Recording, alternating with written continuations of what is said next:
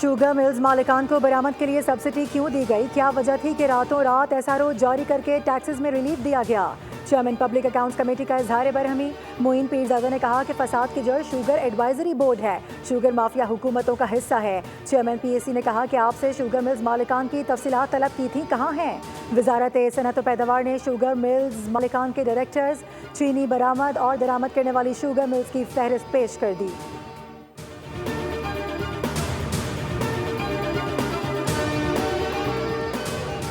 وزیر اعلیٰ خیبر پختونخوا کے خلاف شراب اور اسلحہ برآمدگی کیس، علی امین گنڈاپور نے عدالت کے سامنے سرنڈر کر دیا۔ وارنٹ گرفتاری منسوخ۔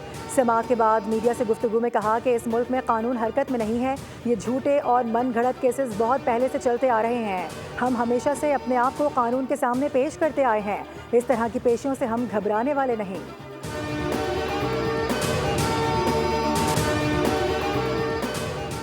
پاکستان کا اسرائیل کو تسلیم کرنے کا کوئی منصوبہ نہیں ہے۔ پاکستان دو ریاستی حل کی حمایت کرتا ہے اور فلسطینی سرزمین پر اسرائیلی قبضہ فوری ختم ہونا چاہیے۔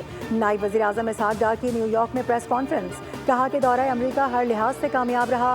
امریکی وزیر خارجہ مارکو روبیو سے ملاقات بہت مفید رہی۔ ہم نے باور کرایا کہ مذاکرات کے بغیر خطے میں امن ممکن نہیں ہو سکتا۔ ساتھ ہی تجارت اور ٹیرف سے متعلق بھی بات چیت ہوئی ہے۔ اگلے 2 سے 3 دنوں میں ٹیرف معاہدہ طے پائے گا۔ اسحاق ڈار نے کہا کہ بھارت کے ساتھ ڈائیلاگ ہوگا تو جامع ڈائیلاگ ہوگا۔ بھارت جب بھی کمپوزٹ ڈائیلاگ کرنا چاہے پاکستان تیار ہے، لیکن بھارت سنتاس معاہدے کو یک طرفہ طور پر ختم نہیں کر سکتا۔ 3 دریاؤں پر ہمارا حق ہے، پانی کا رخ موڑ دیا گیا تو ہمیں قبول نہیں ہوگا۔ ہم پانی کی ایک بوند بھی چھوڑنے کے لیے تیار نہیں ہیں۔ پانی کے معاملے پر ثالثی عدالت میں پاکستان کی پوزیشن بہتر ہے۔ وزیر اعظم شہباز شریف سے کرغزستان کے اعلیٰ سطح وفد کی ملاقات، دونوں ممالک کے درمیان تعاون میں پیش رفت پر اطمینان کا اظہار کیا گیا۔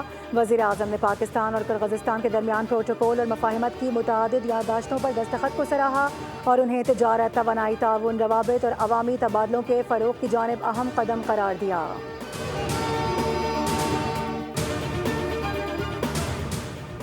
پاک امریکہ تجارتی معاہدے کو حتمی شکل دینے کے لیے وزیر خزانہ امریکہ روانہ ہو گئے۔ محمد اورنگزیب تجارتی معاہدے کو حتمی شکل دیں گے۔ 1 اگست کی ڈیڈ لائن سے قبل دونوں ممالک کے درمیان باہمی طور پر متفقہ ٹیرف پر دستخط کا امکان ہے۔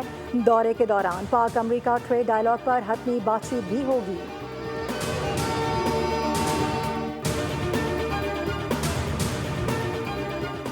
اور شاہراہ بابو سر پر لاپتہ سیاحوں کی تلاش تاحال جاری ہے۔ شاہراہ کو یک طرفہ ٹریفک کے لیے بحال کر دیا گیا۔